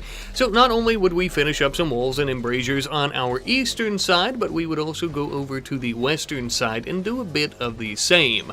Although we didn't put as many embrasures in, as I don't really expect to be fighting as many enemies through that way. I want to try to funnel them in through the east. By this point, we've also gathered up a lot of resources, including many of those that we also had already landed with, so we started working on a small storage building to keep those out of the elements. We had also, and I don't really know how to explain this because it looks bad, okay? We had also left our dog out and it started rotting. Now, I did this to make sure it wasn't going to turn into a flood infection, because, well, it was indeed infected by the flood, so it was a bit of a test, as sad as it is, but now it's time for us to bury her. For what little bit of reserves of time that we had left before our first wave, we started working on some proper housing for the Marines, that way they're not constantly having mental breaks, and we also started working on some proper power production so we can get some lights going, as well as some turrets in the very near future. But as was inevitable, our very first wave would come. Now, this wasn't all that interesting, because as the infection forms even got close to our walls, the Sentinels began destroying them.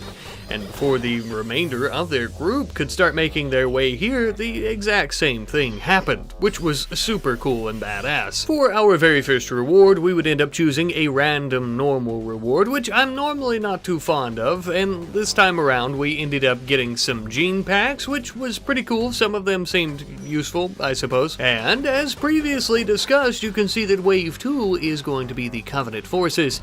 Now, for a Wave 2, we have a lot of these enemies coming through, so I'm just a little bit nervous. Before the wave would end up making its way here, we continued working on our housing as well as our power. Once we finally got that finished up, it was pretty great because, well, we could finally see inside our structures now. And then, holy shit, our second wave had finally arrived. And there were quite a few soldiers. Now, you might think that this shouldn't be too much of a concern, but the problem is, they had grunts with heavy artillery, as well as a few with normal weapons like plasma pistols. They had jackal snipers, which, if you're unfamiliar, are basically dead-eyed shooters. They had skirmishers with needle rifles, which, if we get shot too many times with one of those, we will explode, quite literally, and they are very fast and very nimble. And they also had Sanghelis who were leading them with plasma rifles, which could easily burn through our armor and were incredibly hard to take down. I'm beginning to think that we may have had a much better chance of survival if we were only fighting the flood. Oh, and let's not forget about the fact that the Sentinels won't attack these humanoids, they only attack the flood. Their skirmishers, grunts, and jackals were some of the first to begin approaching, and thankfully they were already hitting our wooden spike traps, but there were far too many of them, more than we had expected, of course, so the spike traps didn't really really do much to the later members. And because of that, they were pouring right through our defenses, and we were forced to try to kill as many of them as possible with much more inferior weapons. Thankfully though, we managed to kill enough of their jackals, skirmishers, and grunts that we had technically defeated the wave by forcing the others to retreat. As our reward, we decided to go with a xeno-human joining us. We attempted to try to flee away from their fleeing forces before that plasma cut us in half. And once they had left the region, we got a look at our xeno-human, who happened to be a Neanderthal by the name of Harry or Harry, which kinda sucks. I was hoping to get some type of Sangheili, grunt, or jackal or something of our own that would be equipped with some proper weapons, but whatever. We damn near lost Ace during the fight, and Scotty himself was extremely injured. And I'm beginning to realize that the flood might have been easier than I had initially gave them credit for, but compared to the Covenant at least, because this was very difficult and was only wave 2. Now they had dropped plenty of different resources and items like silver and food, which would be great if we can manage to survive long enough to try to utilize it. Something that they had dropped that would be very useful though right from the get-go was going to be all these plasma-based weapons. Harry also decided to throw a party for celebration of our victory, or at least our survival, I guess we could say.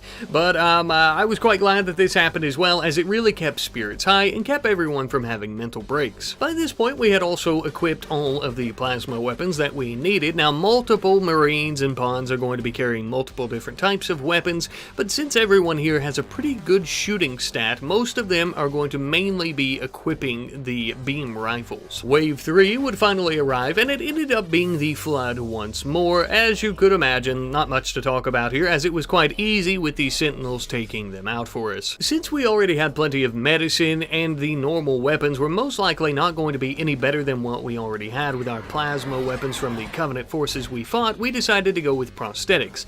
These would end up dropping, and there were quite a few bionics that would be useful once we get someone with a good medical staff. We also began utilizing our resources to build ourselves a large battery in a little makeshift room so that it doesn't explode when it gets rained on, and this way we can actually go about powering a turret all throughout the night and day. For now, we're only going to be building one military style turret, and honestly that's just because I don't expect it to really do all that much to our Covenant enemies. It would mostly be a deterrent or distraction, and it would be pretty good against the Flood, but we don't really have to worry about them so far. Since our next wave is going to be Covenant forces, we're also going to be putting a heavy focus into building more wooden spike traps, as that seems to be what saved our asses the first time. Once the fourth wave had finally arrived, we noticed that it was mostly Sangheili and grunts, which, if we can kill enough of the grunts, we could probably make them flee, but we are going to have to kill some of the Sangheili as well to go about doing so, which is going to be very hard. While they were preparing before they attacked, we started working on some additional defenses that would allow us to try to hide from their line of sight.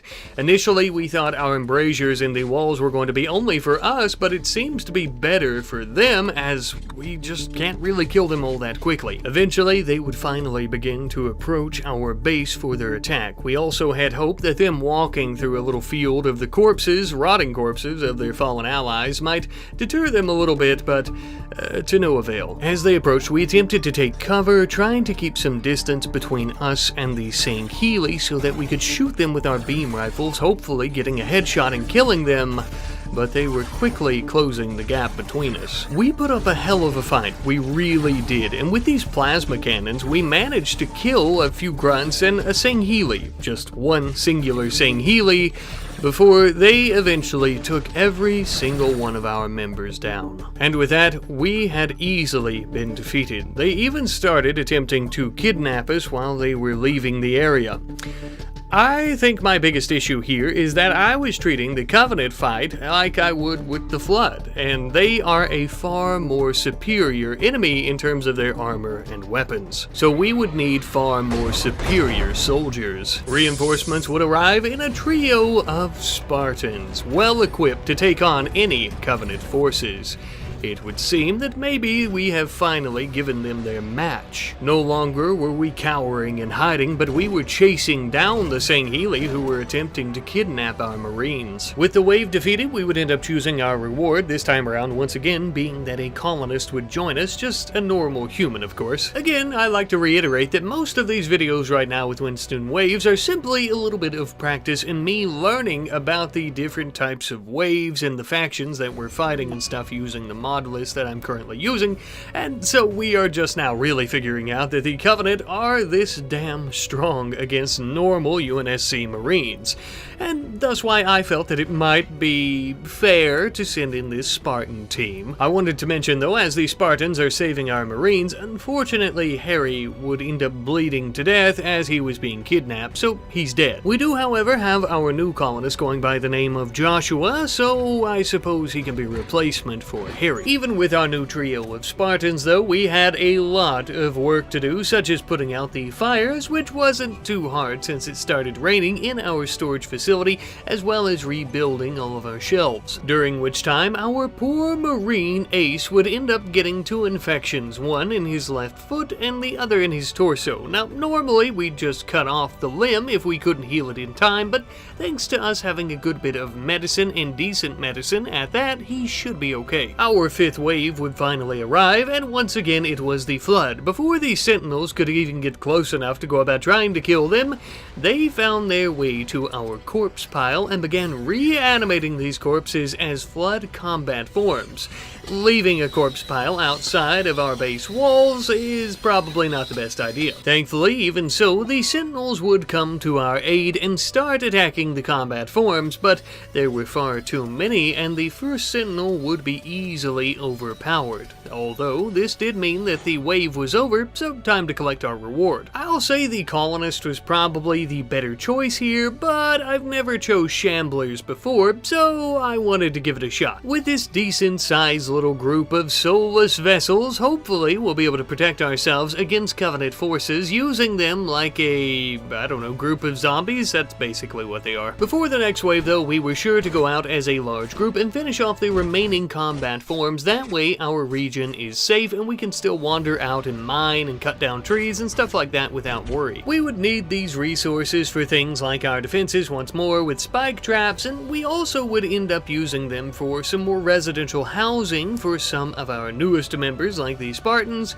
as well as some more wooden embrasures and walls and yada yada yada. Wave 6 had finally come around, mostly comprised of grunts and jackal snipers, and believe a few skirmishers were in there as well, but there were some Sangheili, so that gave a good bit of cause for concern. We were easily managing to mow down the jackals and the grunts, as they were of course the weakest members, but as the large group of enemies continued coming our way, we started to pull back a little bit. Realistically, our Spartans were some of our only members who would be tough enough to take quite a few shots from these plasma weapons. Even so, one of them would fall and we would have to come together as a group to defeat the remaining Covenant forces. Even our Shamblers got a little excited, but looks like they missed the party. Our reward for this wave, it was really only going to be the random normal reward, which this time around I was tickled about because it was plasteel dropping into the area.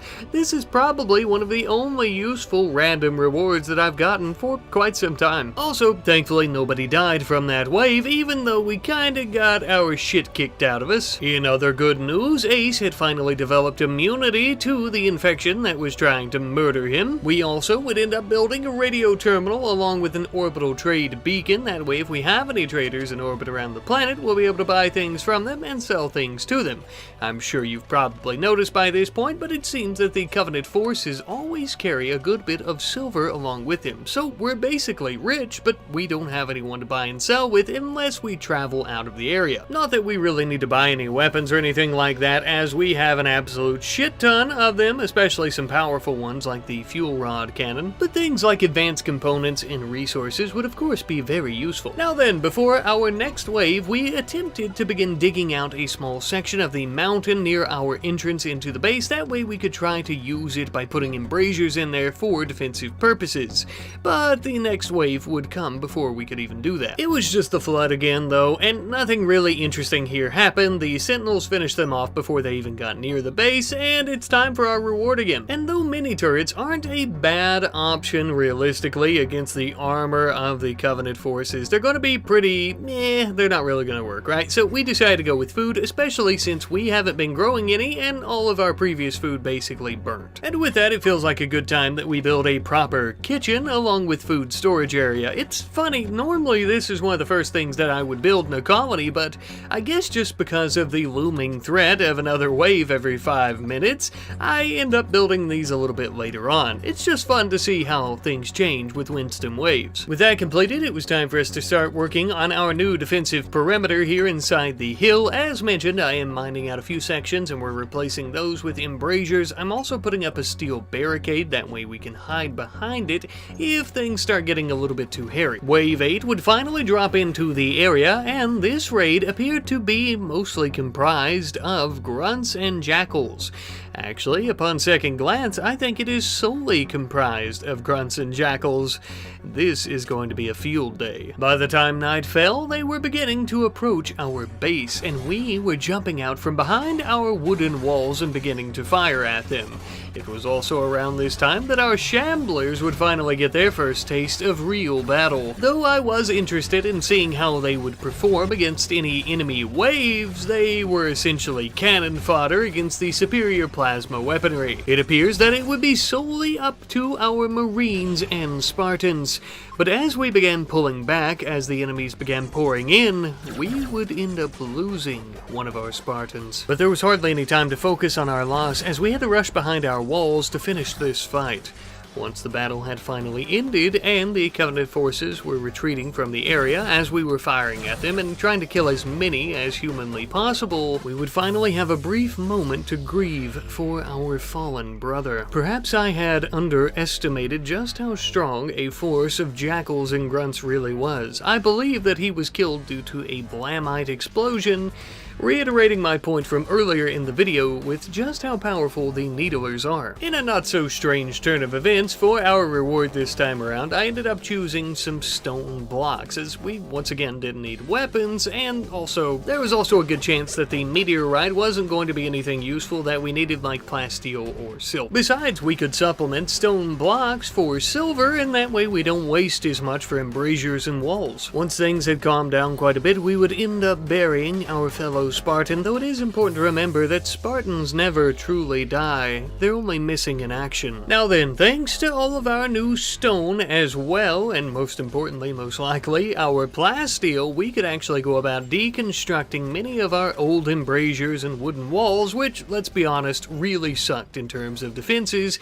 and we could end up using those resources as well as our plasteel to go about creating our very first autocannon with some slate embrasures. I built it farther away. That way there's a less likely chance of it getting destroyed by plasma weapons, and it can just barely reach our enemies. However, before the next raid, we ended up having Joshua apparently be fed up with civilization because he observed some rotting corpses, oh boo-hoo, and he decided to run wild in the region. But whatever, I don't care. 1, Joshua was my least favorite anyhow, and 2, who needs him? We did, however, have an exotic goods trader in orbit around the planet, and we would end up purchasing many a thing from them, such as components, advanced components, a juggernaut serum, and even a tube television, as I thought that people might like to watch it for their recreational purposes. Since the only place that we really have any seating is inside our kitchen, that's exactly where we put the television, and it sure as hell beats the shit out of the horseshoe pin that we've been using up until this point. Wave 9 finally came, and it was actually 2 decent-sized groups of flood coming from the northern and southern sections of the region. The raid coming in from the north was quickly and easily taken care of by the sentinels, while the one coming from the south would be one we'd have to deal with on our own, but it was pretty easy too. Something interesting did end up happening though, when Joshua, who you probably remember 2 minutes ago, ended up going wild and wanted to live out in the forest, right, like a caveman,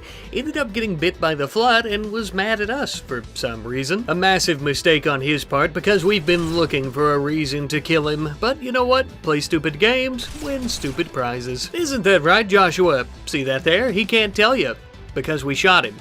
He's dead. The obvious reward choice here was going to be 60 components and 15 advanced components, which was just absolutely amazing, especially on top of the ones that we had already purchased. We'll definitely be using them for defenses, as it looks like Wave 10 is going to have quite a few members that are attacking us. Many of them are going to be Jerohanai, the brutes, which we've actually yet to see in any previous waves. And also just so happens to be a double trouble raid as well. This should be interesting. Well, using our new components and what have you, we are going to be building ourselves a biofuel refinery, a machining table, as well as an additional solar panel for power generation. We would waste absolutely no time refining plenty of wood into chem fuel. That way we could immediately start producing some explosive artillery shells, and we would end up building a large artillery cannon instead of a mortar. The reason realistically being because it doesn't require a reinforced barrel, and I was too lazy to go about creating one. Some of you fine folks have been giving me suggestions about trying to use mortars and artillery and what have you during these challenges, and realistically I should have started with a mortar, or at least tried to build it earlier on, and I think it would be perfect against the Flood, but we'll try it against the Covenant just for shits and giggles. However, there is also something else that we need. We are calling in the heavy artillery from the brass in the UNSC. That's right, they are airdropping us a Scorpion tank. This bad son of a bitch is going to be a lot of fun, but I am afraid that having our tank with us here is obviously going to make the raid a little bit unfair for our enemies, so I've decided to up the ante a bit. Now that is a raid of enemies worth fighting with a Scorpion, I'd say. Our enemies were absolutely flooding the battlefield and would absolutely begin flooding through into our courtyard here of the base. As we began launching plenty of fuel rods in their general direction, the tank was going to be in hot pursuit. The treads of the Scorpion were about to be sticky and warm with gallons upon gallons of alien blood. So much in fact that the treads got stuck, and we were stuck here trying to fire at them with our cannon instead. The cowardice Jerohanai were beginning to flee the area, but not before we would get what we wanted. Their lives, and more importantly, their souls. For the UNSC's demons have really come to play. And with that, we had finally defeated Wave 10. Though it be much larger than anticipated, we did technically have a lot of help in the form of our new tank. Either way though, that was a lot of fun. I'll see you later. Hello, and welcome to yet another RimWorld Winston Waves video as the Covenant, or more specifically, starting out with 3 Sangheili. In our previous videos testing this out, we've been fighting off the Flood mostly as UNSC types of squads with Spartans, Marines, and also ODSTs, and in the latest video we actually tried it as Marines, and then along with some Spartans taking on the Flood, and more importantly the Covenant, so today we're doing the reverse. Indeed, our very first wave is going to be the Flood, and it looks like it's going to be about 6 infection forms or so, and since the planet is populated with the UNSC, the Flood, and the Covenant, we are going to be alternating between the Flood and UNSC for our waves. I don't really expect us to have too many issues in the beginning, as the Flood especially is very susceptible to our plasma weapons, but if things get too boring, I'll spice it up some. Now, the weapons that we do have are a little bit different than the ones included in the Covenant Scout scenario, which is the same one we're using, and I bring that up because we are getting the resources that are included with that as well, in case you're playing along. First things first, a base. We are going with a very similar design to what we've been doing in the past few videos, but in case you didn't watch those, and you really don't have to, of course, to understand what's going on here, we're basically going to be digging inside the mountain for our kitchen and bedrooms and things like that, and our defenses on the outside are some armored walls and embrasures, allowing us to shoot out at our enemies and also take cover when necessary. When fighting only the Flood, these bases tend to end up becoming our tombs on the inside because we get trapped, but I don't think that's going to happen when we're fighting the Flood and the UNSC both. But I suppose only time will tell. We began attempting to tidy up the place a little bit with some proper doors, and we would also work on our power production with just a simple solar panel and a large battery. You know the drill. Now, of course, starting out, our resources like steel and components are going to be all we have until we start mining and deconstructing for some more. So, to kind of offset using all those up right from the get-go, we started deconstructing some nearby ruins. That way we could use the blocks to build our furniture inside the base. Now, I've mentioned this previously as well, but we do have Forerunner Sentinels on this map, which means that we should be very well protected from the flood. In most cases, they'll hunt them down before they even get to our base. Meaning, of course, for the first wave, we could simply nap the day away as the flood began coming our way. The Sentinels flew in and easily dispatched of the disgusting parasites, winning us the day, and it's now time for us to choose our reward. Given our current situation, I felt that a food drop might be the most useful reward of all, as it'll keep us fed for a little while and also give us the opportunity to keep our attention away from growing or hunting,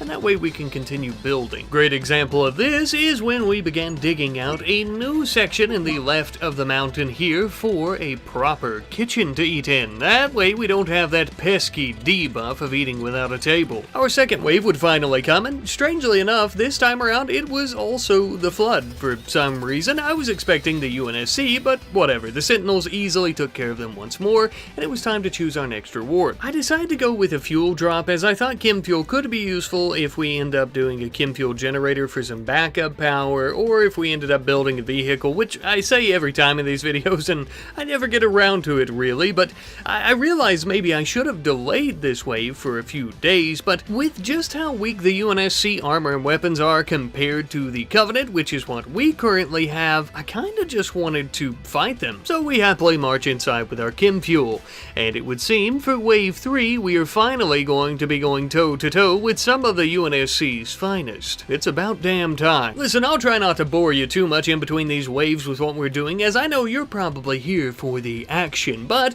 I'll try to keep you updated at least a little bit. In this instance, we are smoothing the walls and the floors of our kitchen and really anywhere else that we can to try to beautify the place a little bit, reducing the risk of mental breaks. Finally, the third wave was upon us, and it does appear that we are starting out a little bit slow, as they had only sent a Marine with a shotgun and an ODST, a singular ODST.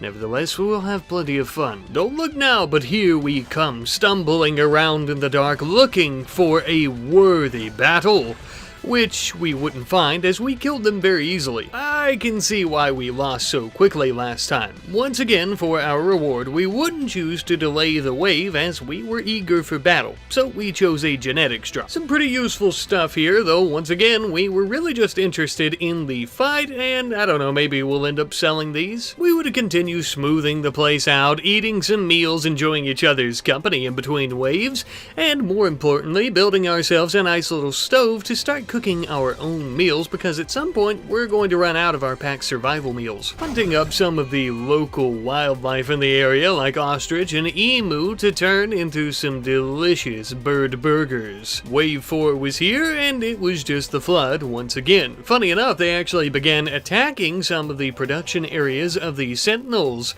It's almost as if they're some type of hyper-intelligent hive mind. Either way, the remaining Sentinels in the area would come to our aid and finally finish off the remaining hound forms. For our reward, I ended up choosing a component drop. I still feel like it's pretty early on to need colonists, and to be honest with you, given how advanced our weapons and everything are, we don't really need the manpower at this moment. While these components, on the other hand, would be absolutely great for many a construction project that we had in mind. First of which was going to be a comms console and an orbital trade beacon, so of course we can do a little bit of trading. Though we don't get all that many trade ships normally, it still would be nice to be able to sell off some of these genetic things whenever we get the chance. However, we also wanted to use them to go about making some proper Covenant defenses like plasma and shade turrets, but it looks like we're going to need some plasteel. Thankfully, it seems that we're just in luck, as we do have a very small vein of plasteel in one of our bedrooms, so this should be just enough for at least one turret. We need to really get some automated defenses going, such as when Wave 5 comes around, it would be nice because it looks like the UNSC is going to be using charge weapons. Later on, say when Wave 25 or 30 comes around, that might be a big problem having a bunch of Spartans and Marines holding lances like this, but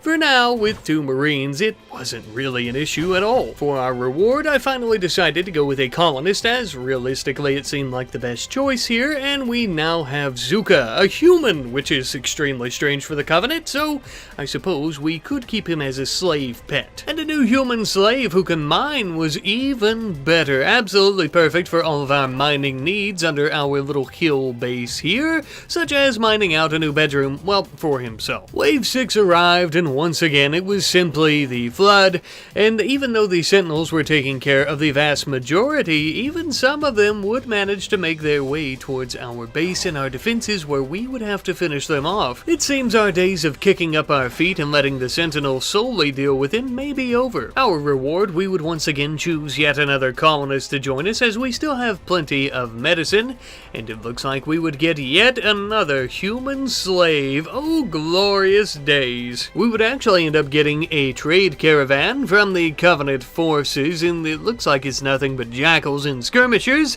Never mind that though, we would still end up doing a bit of trading with him, where we would purchase quite a few survival meals, and we would also sell them some flood spores and other things we didn't need, like our genetics. We weren't all that worried about the money, but the food sure was nice. When Wave 7 finally came, the UNSC seemed to be wisening up a little bit, dropping in right in our own defenses. Things were finally starting to get a bit interesting. As soon as they burst forth from their drop pods, they threw down a shield protecting them from our fire.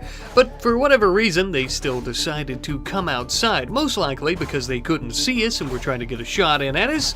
But this was a foolish move in the end, as it would lead to their demise. With Wave 7 finally defeated, we would choose our next reward, being a random normal reward, and this actually ended up being a tornado generator, which I guess is fairly useful. It would be great if we had a decent-sized crowd of enemies, I suppose, but it could also be quite destructive. Now, something that was going to be very useful right away that we were prioritizing was stripping some of these UNSC Marines for their armor for our human slaves. As our population of human slaves begins to grow more and more so, we are also going to be digging out new sections in the base here for them to have their own little rooms, of course.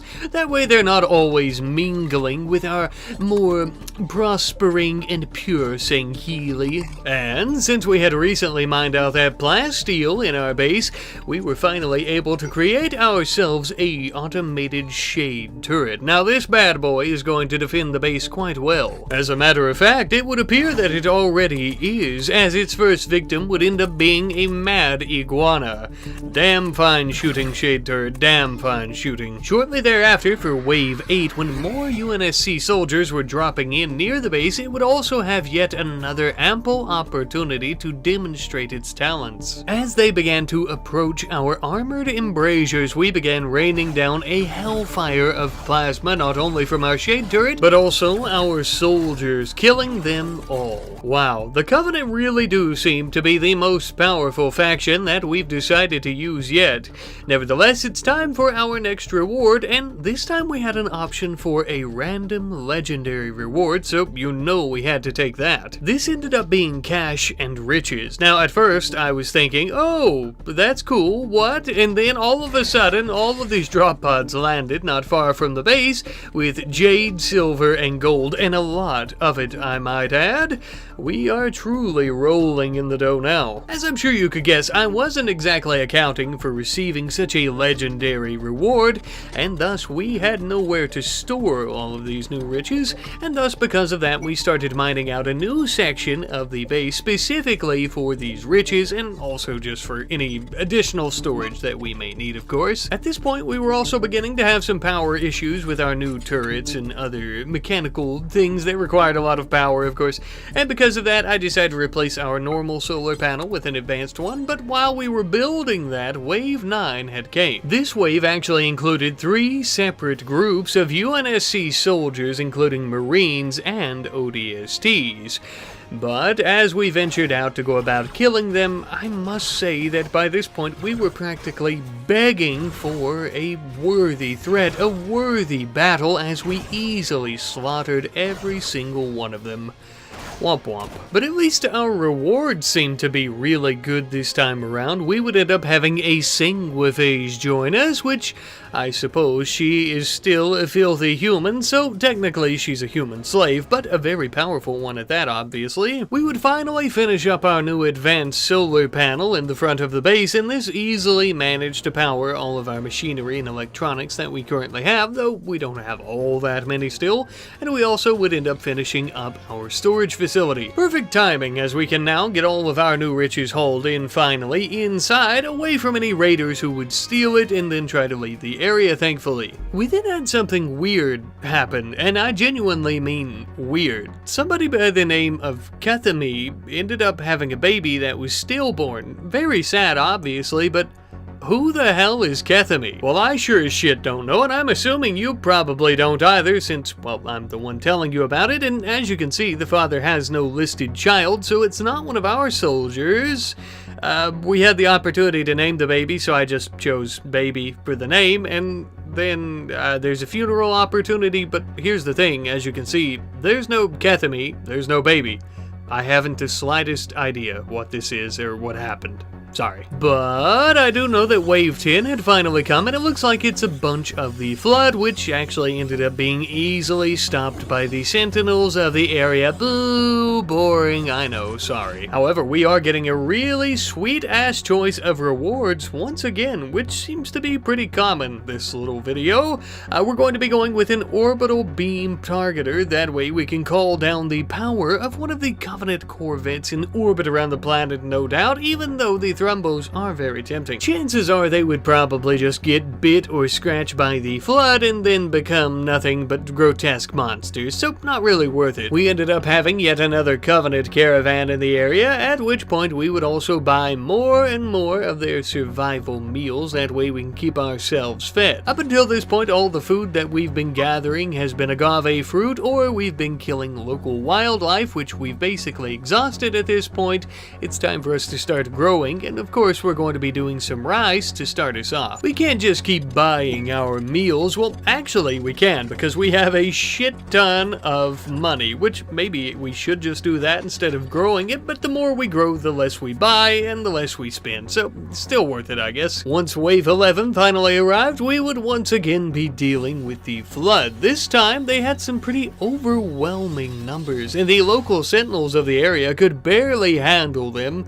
Until they did, but they were beginning to run low on their actual fleet of mechanical flying soldiers. Reward time, though. I ended up going with a random normal reward as it seemed like the best option, and I got a meteorite impact of compacted steel. Better than nothing, I suppose, and we do use a lot of steel, so okay. For Wave 12, it looks like we're going to have quite a few UNSC soldiers attacking us, with them being ODSTs, Marines, and also a few others, and it doesn't seem that they're going to be retreating like the cowards that have come before them. Well, honestly, we've been doing really great with our defense so far, so I'm not really going to focus on that all that much, which is a stark contrast to the last few videos we've been doing. Anyhow, though, we've collected plenty of steel so that we can go about building some steel plate flooring inside the base. Now, this might seem a little bit useless, of course, or a waste of resources, but since we and our soldiers are basically our own defenses, of course, instead of solely relying on turrets that we actually have to refuel with steel itself, this is going to beautify our base and thus prevent us from having mental breaks, which currently is the biggest issue for us. Raids are entirely too easy, or at least they were before Wave 12 finally came around with all the Marines, ODSTs, and Spartans. That's right, you heard me correctly. The UNSC's demons are upon the battlefield. Things are starting to heat up a bit. It wouldn't take long at all before their forces fully began to encircle and engulf our base. As quick as we could, we would rush out to our defenses, our embrasures, to try and defend ourselves. The idea of facing Spartans in battle made me so nervous that I accidentally popped the extinguisher pack on Zuka's back. oopsie daisy. Our sanguiphage had already fallen in battle, and that left us with 2 of our other human slaves to try and help us defend the outer base. Our embrasures were even beginning to crack and fall under the mighty power of a Spartan warrior, but with a few plasma blasts and a couple of grenades chucked at their marines, we had finally made them begin to flee. Those few remaining from the groups that were not running away, though, we would manage to track down and even kill, although it would seem that most of the Spartans got away with the other fleeing warriors. We at least took out the majority of their marines. As for our reward, after an ass beating like that, though we did win, all of our people were very injured. Even our Healy, and of course that pain is going to put them in a bit of anguish, so a nice psychic soothe would hopefully cheer them up a bit. We did notice that one of the Spartans weren't actually dead and were simply writhing around on the ground in agony, just as they had tried to do to us. So we would strip them of their armor and give it to our sanguiphage human, and then begin tending to their wounds. Now, of course, we had no intention of attempting to recruit a demon into our ranks, but we would take them prisoner and get them back on their feet so that our sanguiphage would be able to feed upon their blood. Why buy milk when you could just drink from the cow's udders? You know what I mean? So far, I feel like we've learned a lot from playing as the Covenant, and that is that they may very well be the most powerful faction, which I think I said a moment ago as well, with really the biggest threat to us, I think, being the Flood, but with the Sentinels in the area, that also reduces the threat of the Flood to basically being next to nothing, until we have some of the higher forms, like tank forms or combat forms, of course. Speaking of which, that should be what our next wave will be, combat forms at least. But before the next wave comes, we do have a little bit of trading to do. We had some Jackal pirates in orbit around the planet, which is absolutely perfect, as they had plenty of components and even a few weapons that we were eyeing, such as an energy sword and a gravity hammer, just in case things were to get a little bit up close and personal. Now, obviously, these weapons will be great against the UNSC, but they are going to be a last-ditch measure against the Flood, because getting up close and personal with them, as we already well know, could very easily result in an infection, and we don't want that to happen. Speaking of which, don't look now, for here they come, along with those combat forms that we were worried about. Now, the Sentinels, of course, would try to attack them, but unlike the other forms, like the infection forms, they don't die so easily, and they are armed with plasma and human-made weapons. Now, we ended up using our tornado generator. Did we need to do this? Obviously not. Did we want to do this just to test it out to see if it would work? Hell yes we did. And it did manage to kill a few of the combat forms, I suppose, the others we were shooting at. Now, funny enough, I haven't used one of these in RimWorld even since however long they've been in RimWorld, which I think is a pretty long time, but I still knew that the destructive power of one might cause it to come back towards us, which it did. Thankfully, it only managed to take out some of our rice plants as we hid inside. Now we know for the future, just as we had hypothesized earlier in the video, this is really only going to be great for large crowds, so it might be a later wave weapon to use. But we easily ended up finishing off the combat forms that were remaining with our soldiers and their weapons. For our reward, I simply decided to delay the next wave, as it was really the only reward that I cared about, but I feel like we've already learned as much as we can with the Covenant. Or at the very least, as much as I want to before we maybe start a series in Winston waves. You guys really seem to be enjoying this, so I may do some other factions fighting the Flood, as they are one of the most powerful factions it seems like that we can fight, of course. So I might do some stuff like that before we begin anything too serious. This is really fun for me as well, just kind of playing around and practicing, so. But I don't want to just leave you here. I do, of course, want to go out with a bang. Since we're fairly overpowered at this point, when we're barely in our adolescence of building up this base and our community around it, I think some overwhelming forces of combat forms are going to be required here. And by the amount of heat that they're packing, I don't think that we're going to make it out of this one alive. I don't plan on backing down or hiding or even attempting to survive. we are going full balls to the wall. However, before we really get started, we do have one last massive weapon up our sleeves, our orbital beam targeter. Time to glass this planet, baby.